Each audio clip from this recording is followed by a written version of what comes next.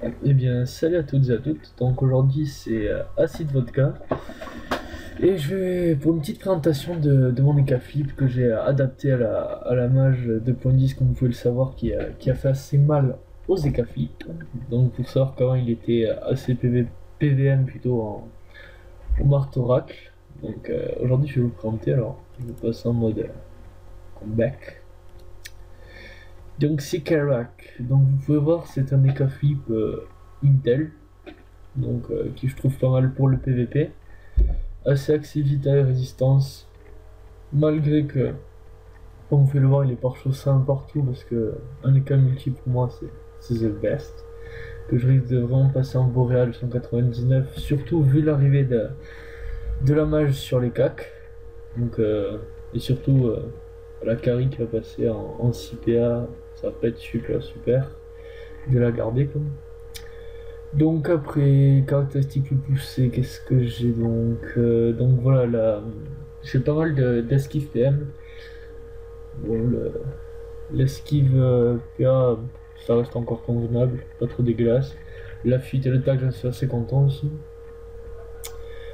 Niveau dommage, ça reste potable, 38 de feu, 18 en air. La puissance, grâce à l'ADD, qui m'enfile 50, je suis à 150 de puissance, 9 de dommage. Sachant qu'avant j'étais à la Pute, mais bon, vu que j'ai plus préféré axer aussi les résistances qui sont vachement importantes, j'ai plus parti sur une des armures. Donc voilà, passons aux résistances. Donc les résistances grâce au trophée, et encore faut que j'achète un trophée résistance terre. Je suis à un 29 de résistance fixe neutre, ce qui est vraiment pas mal pour les carries quoi. Les coups de carry, mais je pense en acheter des mineurs et normaux pour vraiment contrer les yop à la carry qui font vraiment bobo quoi. Mon terre, comme je l'ai dit, j'en ai pas encore acheté, donc je suis qu'à 5 de rési fixe. En feu 44, eau 15 et air 44 aussi grâce à la petite alliance du Guten Tag rési parfaite que j'ai fait FM quoi.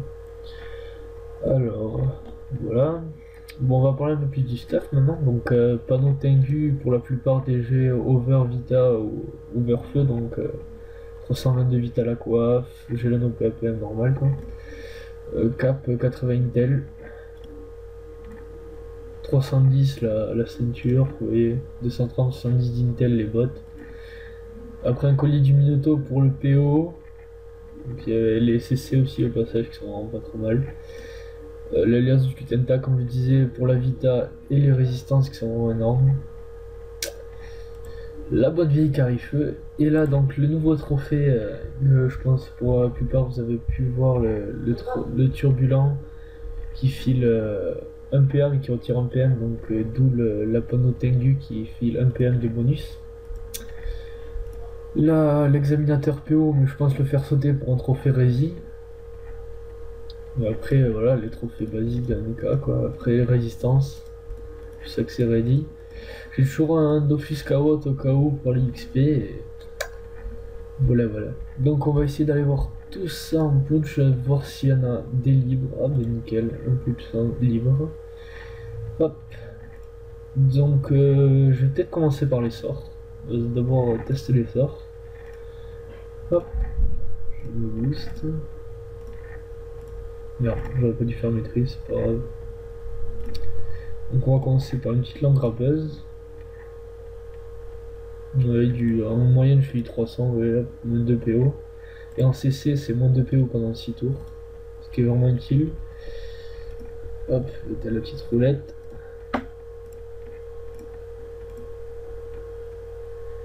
Et hop. Un petit top cage, ouais, 321. Top cage qui est vraiment utile. Un vraiment bon sort de Rox quoi. En PvP, sachant qu'on peut en faire 3 par tour. C'est là utile. Désolé, je suis un peu enrhumé des fois. J'ai du mal à parler. Là, voilà, tocage. Tocage qui fait vraiment assez mal, je trouve. Là, vous voyez nos boosts de puissance, clairement moins. Hop. Donc je me booste. On va tenter quelques recop aussi pour vous montrer. Hop. Double recop à ouais, prochain tour.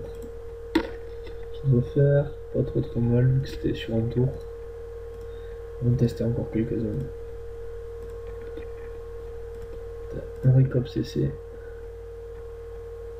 Alors on va voir ce que ça va donner comme. Juste boost dommage. Voilà, un premier recop à 406, pas exceptionnel. Troisième à 356. Alors attendez. Je me reboost puissance. On va tenter un dernier coup de recop. On va essayer de les faire s'accumuler. Voilà. Petite accumulation de recop. Ça peut faire peut-être assez mal quand même.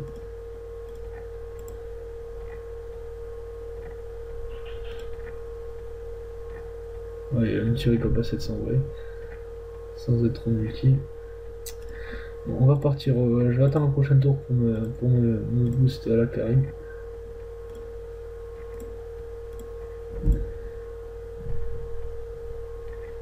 Je mets le petit chaton histoire de soin.